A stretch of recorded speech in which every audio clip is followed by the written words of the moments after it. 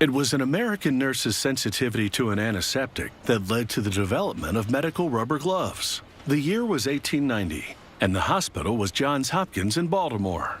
Sympathetic to the nurse's plight, the chief of surgery asked a rubber company to develop protective gloves.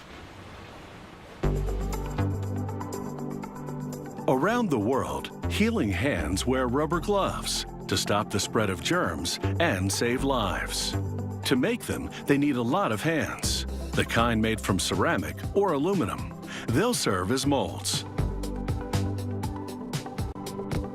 First, they need to remove residue from the last rubber glove production. So they do a thorough washing in soapy water.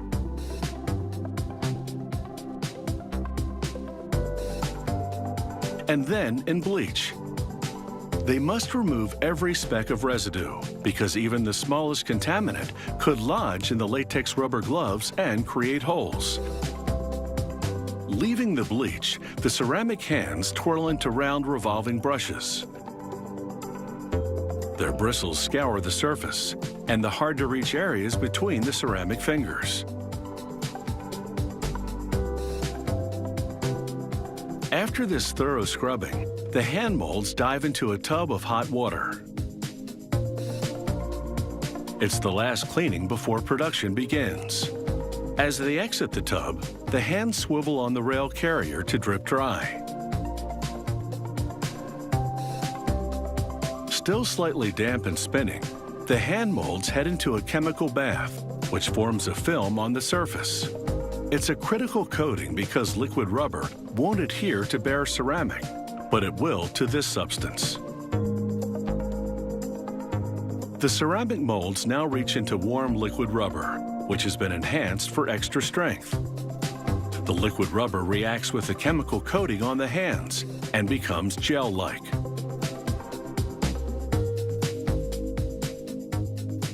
Coated with the rubber gel, the hands spin to shake off any drops as they head into an oven. Under intense heat, the rubber dries to the hand form.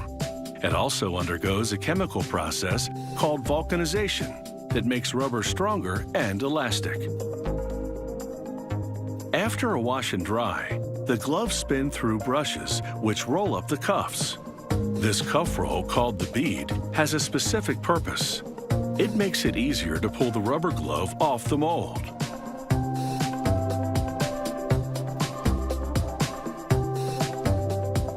Workers grab the gloves by the beads to peel them off the ceramic forms.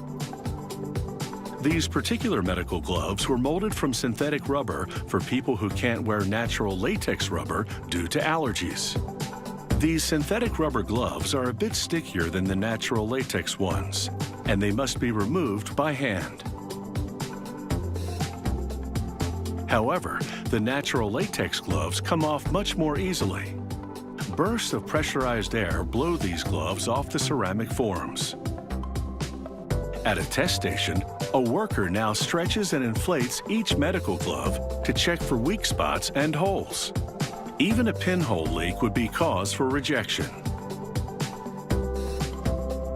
Next, they take a sample glove from every batch and pump water into it, again checking for leaks. If the sample glove is watertight, they approve the entire batch for shipment. They color code gloves for strength. These orange cleaning gloves are thick and reusable. Others, like the medical gloves, are for limited use and disposable.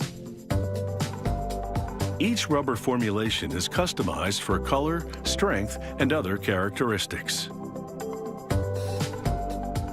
It has taken a lot of fake hands and real ones to make rubber gloves, and it all happens very fast. They manufacture 200 rubber gloves a minute at this factory. That's about 12,000 gloves per hour.